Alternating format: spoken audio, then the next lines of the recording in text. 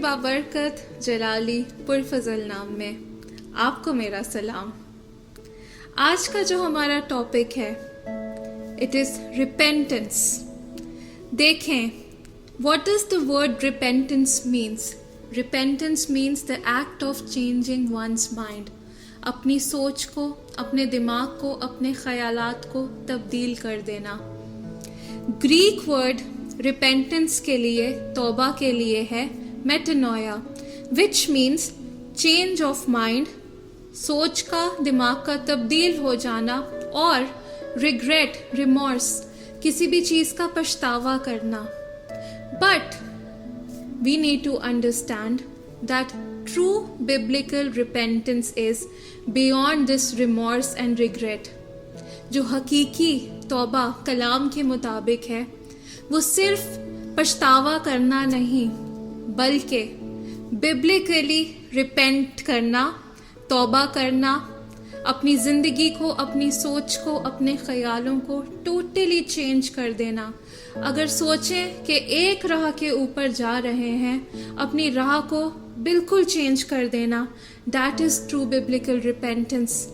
Then we need to understand it goes beyond just feeling bad कि मुझसे गलती हो गई, मुझसे गुनाह हो गया। सिर्फ रियलाइज कर लेना काफ़ी नहीं, बल्कि चेंज होना, उस बात को अमल में लेकर आना कि हाँ मुझसे गलती हुई, अब मैं इसे तब्दील कैसे कर सकता हूँ, मैं तौबा कैसे कर सकता हूँ।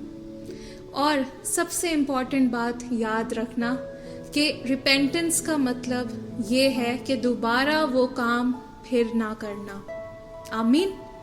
आज इससे पहले कि हम सीखें कि what repentance is, let's learn what repentance is not. इससे पहले हम बात करें कि तौबा हकीकी तौर पर है क्या, आज सीखते हैं कि तौबा क्या नहीं है। आमीन। सबसे पहले यसाया उसका 29 बाब और उसकी 13 आयत में लिखा है, बस खुदावन फरमाता है, चूंकि ये लोग जुबान से मेरी नज़दीकी चाहते हैं और होंठों से मेरी ताज़ीम करते हैं, लेकिन उनके दिल मुझसे दूर हैं, क्योंकि मेरा खौफ जो इनको हुआ फ़क्त आदमियों की तालीम सुनने से हुआ। ऐसी नस्ल, ऐसी कौम जो उस टाइम थी और आज भी है, मुंह से कहना, जस्ट कन्फेस कर लेना काफ़ी नहीं है, बल्कि जब तक वो कन्फेशन आपके दिल के अंदर ऐसा चेंज ना लेकर आए कि आपको तब्दील कर दे, कोई फ़ायदा नहीं। आमीन। और वो तभी पॉसिबल है जब आपका दिल खुदावन के साथ लगा होगा। आमीन। जब दिल भरपूर तरीके से, सच्चाई से खुदावन के साथ लगा होगा तो खुद ब खुद तौबा होगी, खुद ब खुद जिंदगियां तब्दील हो जाएंगी। फिर बातें सिर्फ सतह पे नहीं रहेंगी, फिर बातें सिर्फ मुंह पे नहीं रहेंगी, बल्कि उन जिंदगियों के अंदर एक खूबसूरत तब्दीली आएगी।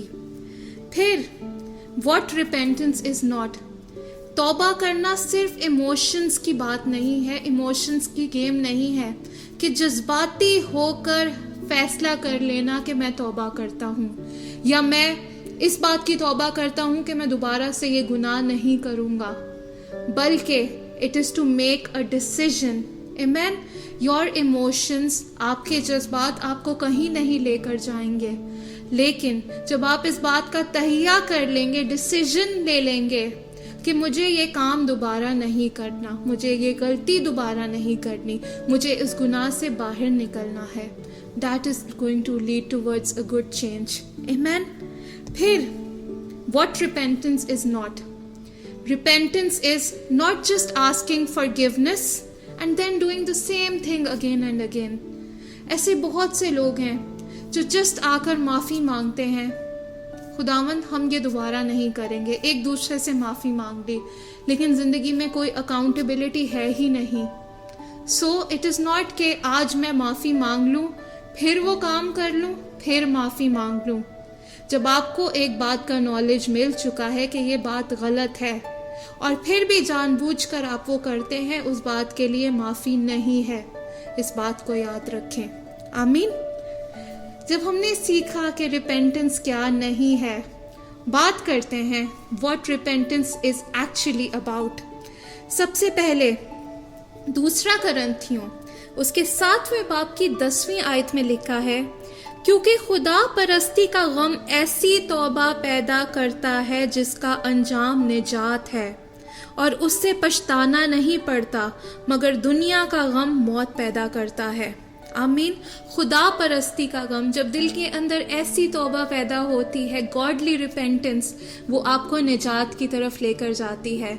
लेकिन अगर सतह के ऊपर दुनियावी तरीके से हम सिर्फ तौबा करें तो हम हलाकत की तरफ ही बढ़ते चले जाएंगे। आमीन। So repentance is a true lasting change which leads one to salvation. Amen. Then repentance is changing the direction of your life. As I said, एक गलत राह के ऊपर इंसान चल रहा हो, लेकिन जिस दिन वो तौबा कर ले, वो ट्रूली रिपेंट कर ले, उसकी राहें टोटली चेंज हो जाएं। लोग देखें, वो इस बात को समझें, जानें, और उसकी ज़िंदगी एक खूबसूरत गवाही की तरह पैदा हो कि हाँ, इसने हकीकी तौर पे तौबा की और आज इसकी ज़िंदगी, इसकी राहें उस बात का सबूत है। आमीन। फिर repentance is being honest with God. दुनिया को हम बेवकूफ़ बना सकते हैं, दुनिया के सामने हम कोई भी पिक्चर लेकर आ सकते हैं, और दुनिया फरेब खा भी जाती है। दुनिया देख लेती है कि आप क्या कर रहे हैं, लेकिन खुदा की नज़र से कुछ भी छुपा नहीं है। तो इस बात को समझने की ज़रूरत है कि we need to be very honest with God. That is true repentance. अगर आज आपकी ज़िंदगी के अंदर कोई कमज़ोरी भी है, उसके लिए भी खुदावंद से ऑनेस्ट हो जाएं, और खुदावंद हर एक बात को खुद ही तब्दील करेंगे। खुदावंद आपकी ज़िंदगी के अंदर वो फजल देंगे कि आप उस गुनाह के ऊपर ओवरकम कर सकें। आमीन। फिर repentance is to live the rest of your life in God's obedience. अपनी बाकी की ज़िंदगी खुदावंद की ताबेदारी में, उसके हुक्मों के नीचे रहते हुए गुजारना। जो कुछ खुदावंद के जिंदा कलाम में लिखा है उसे फॉलो करना। आमीन। That is true repentance. Then इब्रानियों उसके 12 बाब की 14 आयत में लिखा है, सबके साथ मेल मिलाप रखने और उस पाकीज़गी के तालिब रहो जिसके बगैर कोई खुदावंद को ना देखेगा। Repentance is to live your life in holiness and purity. आमीन। ऐसी जिंदगी गुजारना जो पाकीज़गी में हो, क्योंकि पाकीज़गी के बिना कोई खुदा को नहीं देखेगा। मुबारक हैं वो जो पाक दिल हैं, क्योंकि वो खुदा को देखेंगे। अगर आज ज़िंदगी में प्योरिटी नहीं है, होलीनेस नहीं है, खुदावन से मांगें कि खुदावन मैं तेरी तरह कैसे पाक बनूं, क्योंकि तू पाक है। इस करैक्टरिस्टिक को मेरे भी अंदर लेकर आके मैं भी पाक बनूं और तुझे पसंद आ जाऊं। आमीन। फिर repentance is to eradicate those habitual sins. इंसान होते हुए हम ऐसी आदतों में, ऐसी लतों में पड़ जाते हैं जो हमारी हैबिट बन जाती है। It can be anything, it can be something starting from gossip, एक दूसरे की ऐबजोई करना, झूठ बोलना, नशाबाजी, जनाकारी, ये सारे हैबिचुअल सिंस होते हैं। एक दफ़ा इंसान इनमें पड़ जाए तो बार बार वो करता ही चला जाता है। लेकिन तौबा का अमल वो है कि आप ऐसे सारे हैबिचुअल सिंस को अपनी ज़िंदगी से निकाल कर दूर फेंक दें। आमीन। फिर repentance is finding truth in the word of God. आप जानना चाहते हैं कि सच्चाई क्या है, खुदावंद का कलाम पढ़ना शुरू कर दें, सब कुछ आपके सामने खुल जाएगा। आमीन। आपको दुनिया के ओपिनियंस, दुनिया की बातें, लोगों के लोग क्या कहते हैं वो सब सोचने की ज़रूरत नहीं पड़ेगी, बल्कि आप अपनी डायरेक्शन, अपनी राहें खुदावंद के कलाम में से निकालेंगे। आमीन। फिर रिपेंटेंस ऑल्सो मीन्स कि आप उस गिल्ट और शेम में अपनी ज़िंदगी को ना गुजारें। शैतान यही चाहता है, और बाज़ औक़ात लोग पता है उस गिल्ट की वजह से बार बार उस गुनाह के अंदर पड़ जाते हैं। लेकिन इस बात को जाने के खुदावंद ने आपको माफ़ किया है। खुदावंद आपसे बहुत प्यार करता है। खुदावंद नहीं चाहता कि किसी की भी हलाकत हो। तो आज हर एक किस्म की गिल्ट को, हर एक किस्म की कंडेमनेशन को अपनी ज़िंदगी से दूर करते हुए इस बात से रिलैक्स हो जाएं, अपने गुनाहों को पीछे छोड़ दें, क्योंकि खुदावन ने आपके गुनाह नहीं याद किए और ना वो कभी करेगा। जब आपने एक दफ़ा डिसीजन ले लिया कि मैं खुदावन का हूँ, मैं उसके साथ हूँ और खुदावन तू मुझे माफ़ कर दे, तो वो किसी बात को याद नहीं रखता। So guilt is not the place जहाँ पर आपको रहना है। आमीन। आप बल्कि इस श्योरिटी में रहें कि मेरा खुदावन मेरे साथ है, उसने मुझे माफ़ किया है। आमीन। फिर what repentance is? Repentance is to produce the fruits of the Holy Spirit. मत्ती उसका 3 बाब उसकी 8वीं आयत। बस तौबा के मुआफिक फल लाओ। अगर तौबा की है और ज़िंदगी में फल नज़र नहीं आ रहे तो उस तौबा का कोई फ़ायदा नहीं। आमीन। लेकिन जब हमने तौबा की है तो हमें इस बात के ऊपर भी ध्यान रखना है कि वो फल हमारे अंदर नज़र आए, और जस्ट छोटे छोटे फल नहीं बल्कि बड़े बड़े फल नज़र आए, ताकि हम बथेरी ज़िंदगियों के लिए बरकत का बाइस बने। आमीन। एज अ बिलीवर हमारी ड्यूटी क्या है? हमारा काम सिर्फ ये नहीं है कि हम बच जाएं या हमारा घराना बच जाए। हम इस तारीकी की दुनिया में नूर की तरह खड़े हुए हैं। खुदावन ने हमें प्लांट किया है यहाँ पर। तो पता है नूर का काम क्या होता है? तारीकी को दूर करना।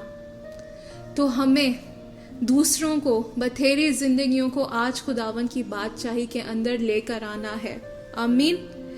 It is not out of judgement लोगों को देखें कि उसने ये कर दिया, उसने वो कर दिया, या that his sin is not redeemable, but you need to have such love for each other कि आप चाहें कि हाँ इस इंसान की ज़िंदगी तब्दील हो और ये भी खुदावन की बादशाही में आए। लूका उसके 5वें बाब की 31 और 32 आयत में लिखा है, यस्सु ने जवाब में उनसे कहा कि तंदुरुस्तों को तबीब की ज़रूरत नहीं बल्कि बीमारों को। मैं रास्तबाजों को नहीं बल्कि गुनहगारों को तौबा के लिए बुलाने आया हूँ। तो खुदावन जब गुनहगारों को बुलाने आया है, उन लोगों को जिन्हें ज़रूरत है, हमारा भी वही काम बनता है कि उसके नक्शे कदम पर चलते हुए हम बथेरी ज़िंदगियों को उसके किंगडम में लाने वाले हों। आमीन। खुदावंद आप सबको बहुत बरकत दे। आए हम मिलकर दुआ करें। खुदावंद प्यारे बाप, प्यारे खुदावंद, हम आपका शुक्र करते हैं खुदावंदा आज इस ज़िंदगी बख्श पाक कलाम के लिए खुदावंदा जो तूने हमें दिया। खुदावंद मैं शुक्र करती हूँ आपका खुदावंदा कि आज खुदावंदा हमने सीखा कि तौबा क्या है और तौबा क्या नहीं है। खुदावंद जैसे तेरे कलाम में लिखा है कि तौबा के मुआफिक फल लेकर आओ। खुदावंदा जिन जिंदगियों ने तौबा नहीं की है खुदावंदा, आज इस कलाम को सुनने के वसीले से खुदावंदा उनके दिलों के ऊपर चोट लगे खुदावंदा, और उस चोट से खुदावंदा वो अपने आप को खुदावंदा तेरी हजूरी में खुदावंदा सरेंडर करने वाले हों। खुदावंदा मैं दुआ करती हूँ खुदावंदा कि वो लोग जो तौबा कर चुके हैं और फिर भी खुदावंदा गलत राहों पे चल रहे हैं, आज वो अपने गुनाह की तरफ देखें, अपनी ज़िंदगियों की तरफ गौर करें और जाने के कहाँ पर चेंज की ज़रूरत है, और अपने आप को खुदावंदा तेरे हाथों में दोबारा से रीडेडिकेट करें खुदावंदा। और वो ज़िंदगियाँ खुदावंदा जो तौबा खुदावंदा तुझसे कर चुकी हैं और अपनी ज़िंदगियाँ तेरी रास्तबाजी में गुजार रही हैं, वो उस गिफ्ट ऑफ रिपेंटेंस को सिर्फ अपनी तरफ नहीं खुदावंदा, अपने तक नहीं खुदावंदा, बल्कि दुनिया के खुदावंदा कोने कोने तक लेकर जाने वाले हों खुदावंद, क्योंकि हम दुनिया का नूर हैं और हम इस दुनिया में खुदावंदा नूर की तरह चमके ताकि तारीकी दूर होती चली जाए और बथेरी जिंदगियां खुदावंदा तेरी बादशाही में आने वाली हों जब तक कि तू नहीं आता खुदावंद। यस्सु के नाम में सब कुछ आपसे मांगते और पा लेते हैं। आमीन।